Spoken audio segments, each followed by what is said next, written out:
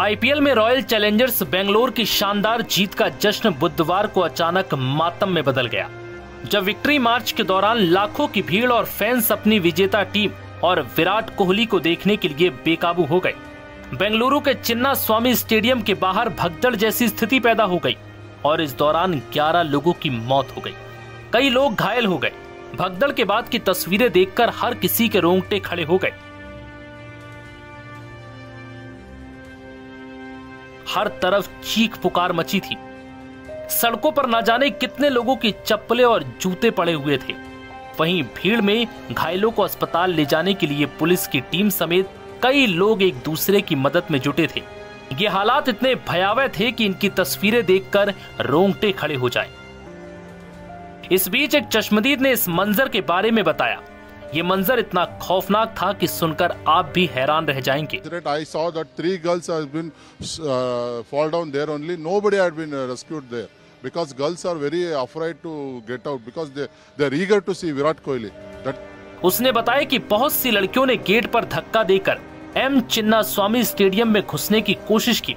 इस दौरान मैंने 3 लड़कियों को गिरते हुए देखा, लेकिन किसी ने उन्हें नहीं बचाया। न्यूज एजेंसी ANI से बातचीत में महेश नाम के व्यक्ति ने बताया कि विराट कोहली और RCB की टीम को देखने के लिए बहुत से लोग आए थे। बहुत सी लड़कियों ने गेट को धक्का देकर चिन्ना स्वामी स्टेडियम में घुसने की कोशिश की।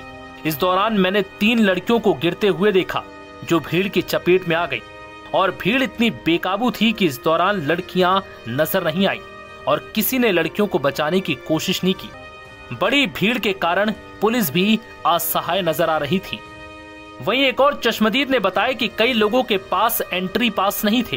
वो बेसब्री से स्टेडियम में जाने का इंतजार कर रहे थे। उन्होंने कहा कि ये सब गेट नंबर 1 के पास हो रहा था, जिसे आंशिक रूप से खोला गया और फिर क्या, हर कोई स्टेडियम में घुसने लगा। उसमें कुछ ऐसे लोग भी थे जिनके पास नहीं था। उन्होंने भी अंदर जाने की कोशिश की और इस दौरान अफरा तफरी में लोग जमीन पर गिर पड़े। भीड़ को कंट्रोल करने या मदद करने वाला कोई नहीं था। एक अन्य चश्मदीद ने बताया कि सीटें और सब कुछ भरा हुआ था। यही कारण है कि हमें अंदर नहीं जाने दिया जा रहा। हम वापस जाना चाहते हैं, लेकिन हमें वापस जाने की भी अनुमति नहीं मिली।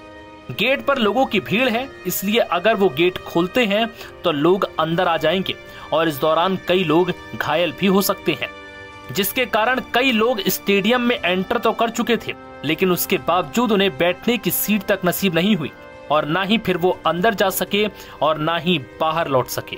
बता दें कि लाखों की भीड़ RCB के 18 साल में पहली बार IPL ट्रॉफी जीतने का जश्न मनाने के लिए स्टेडियम में जाने के लिए उमड़ी थी। भीड़ ज्यादा थी और उससे भी ज्यादा था उनका जोश। ना भीड़ काबू में थी और ना ही उनका जुनून और पागलपन, और इसी पागलपन ने सारे सुरक्षा घेरे तोड़ दिए। शांति और समय का बांध टूट गया। अफरा तफरी मच गई। कई लोग कुचले गए, कई लोग घायल हो गए और कई लोगों की हालत अब भी गंभीर है। सबसे बड़ी मानवता को शर्मसार करने वाली बात यह थी कि स्टेडियम के बाहर इंसान मरते रहे और अंदर IPL कप का जश्न मनता रहा।